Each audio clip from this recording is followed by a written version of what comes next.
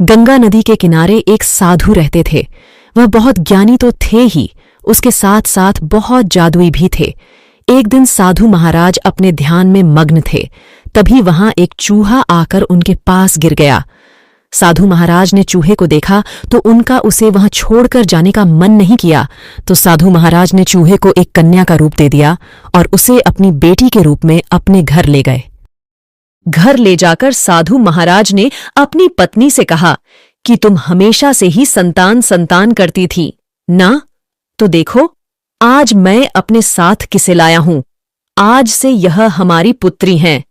साधु महाराज की पत्नी उस कन्या को देखकर बहुत खुश हुई और उसे अपनी पुत्री के रूप में अपना लिया और उसे राजकुमारी के जैसे पालने लगी। दिन बीतते गए, नन्ही लड़की बड़ी हो गई, शादी के लिए उसकी उम्र हो गई। साधु महाराज और उनकी पत्नी ने उसकी शादी करवाने का निर्णय ले लिया। लेकिन साधु महाराज अपनी पुत्री की शादी ऐसे ही किसी से भी नहीं करवाना चाहते थे, तो उन्होंने अपनी पुत्री की शादी के लिए सूर्यदेव को धरती पर बुलाया और उनसे अपनी पुत्री की शादी करने का प्रस्ताव रखा। सूर्यदेव कुछ कहते उससे पहले ही महाराज की पुत्री ने उनसे विवाह करने को मना कर दिया और कहा कि पिताश्री, यह तो बहुत गर्म है और मैं बहुत नाजुक और कोमल हूं। साधु महाराज पुत्री की ना सुनकर दुखी हो गए। फिर सूर्यदेव से ही अपनी पुत्री के लिए वर का निर्णय लेने का सुझाव मांगा।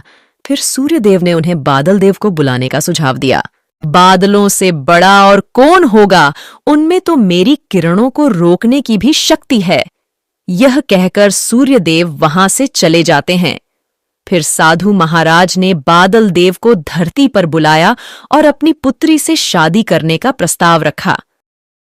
बादल देव कुछ कहते उससे पहले ही पुत्री ने मना कर दिया और कहा कि पिताजी, मैं इनसे शादी नहीं कर सकती। ये तो कितने बदसूरत हैं और मैं कितनी सुंदर हूं। यह सुनकर साधु महाराज फिर उदास हो गए और बादल देव से कहने लगे, हे देवराज, अब आप ही मेरी पुत्री योग्य, कोई वर बताइए। फिर बादल देव ने महाराज को पर्वत देव से अपनी पुत्री का विवाह करने का सुझाव दिया और कहा कि वो बहुत शक्तिशाली हैं, वो तो मेरे द्वारा की गई बारिश को भी रोक देते हैं। यह कहकर बादल देव वहां से चले जाते हैं।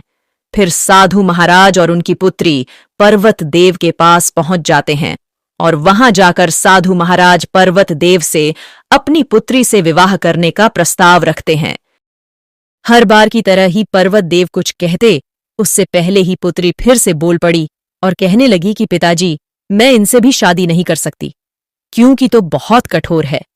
साधु महाराज फिर से उदास हो गए और स्वयं पर्वत देव से ही पूछने लगे कि हे देव, अब आप ही बताइए, मेरी पुत्री के योग्य कोई वर। फिर पर्वत देव ने कहा कि आप इनका विवाह चूहे से करवा दीजिए, क्योंकि मैं पृथ्वी पर सबसे अधिक कठोर हूं, लेकिन फिर भी चूहे मुझ में भी बिल बना लेते हैं। तू उनके जितना शक्तिशाली और बुद्धिमान कौन होगा।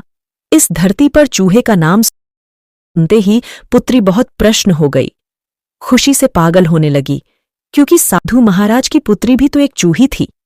ऐसे ही चूहा और चूही की शादी हो गई।